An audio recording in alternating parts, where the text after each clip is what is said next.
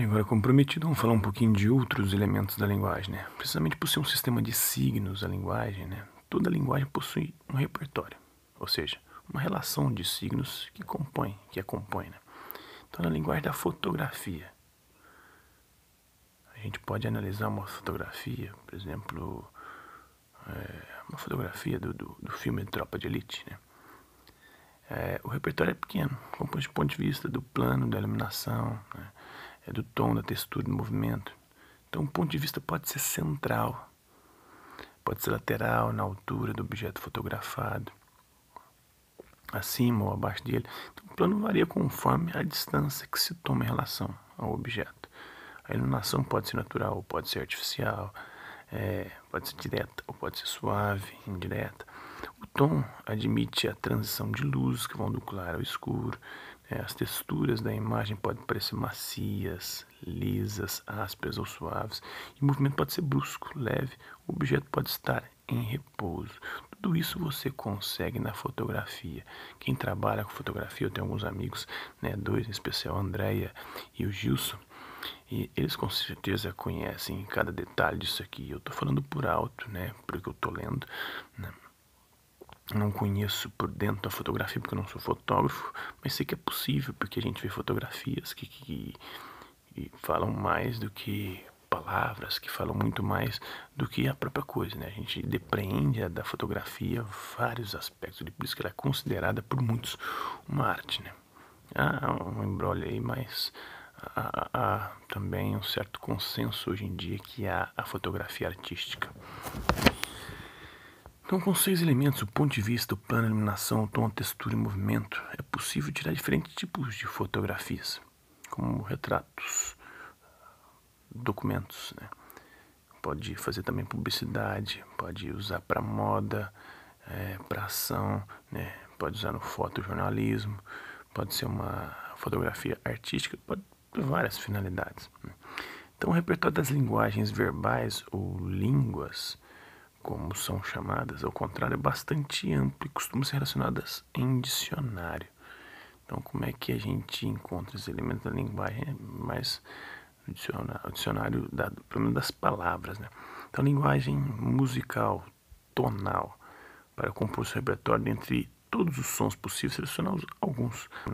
Dó, ré, mi, fá, sol, lá, si. Isso para nós ocidentais. No Oriente, eles têm outras notas musicais diferentes das nossas. Inclusive, alguns lugares tem mais, outras menos, né? É crescido de semitons, os sustenidos, os bemóis. É possível, através de uma fotografia, por exemplo, da textura dela, você conseguir transmitir visualmente a experiência tátil. Só de você ver a fotografia, parece que dá para você sentir, né? Tocando aquela coisa que foi fotografada. Então, além do repertório, também é preciso que se estabeleçam as regras de combinação dos signos. Quais signos a gente pode usar juntos e quais a gente não pode? Então, na linguagem fotográfica, ponto de vista, plano, iluminação, tom, textura e movimento pode ser usados como o fotógrafo quiser. Já na linguagem verbal, do ponto de vista semântico, o que é semântico? Refere-se ao significado das palavras. Não podemos combinar signos que tenham sentidos opostos. Então, na fotografia dá para você juntar coisas opostas. E já na linguagem não dá, porque aí você vai ferir a lógica, né?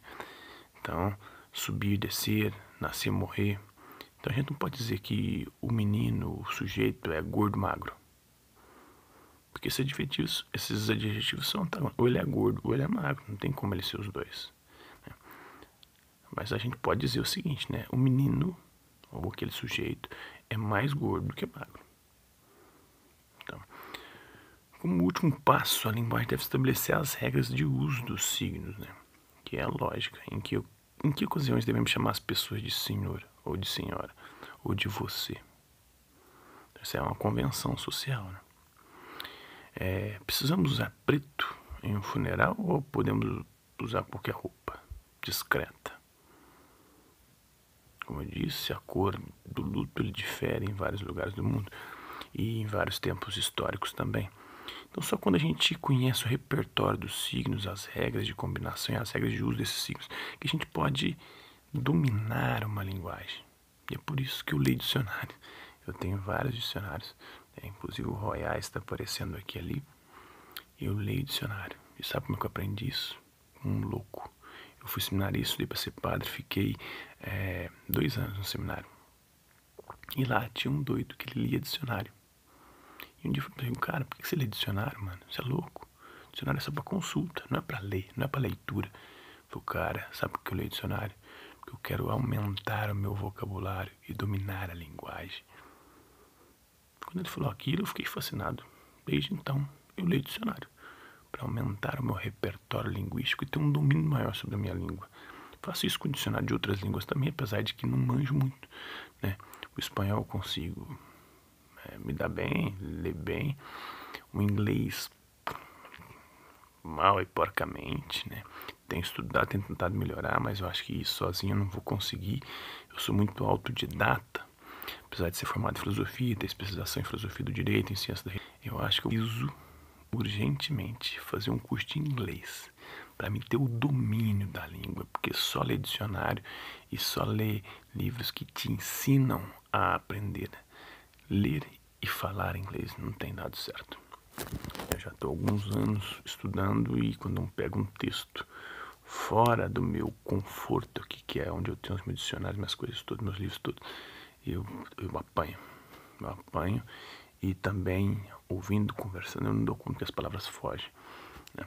Então é isso aí, né? São outros elementos da linguagem aí que eu tinha prometido falar e falamos. Até a próxima.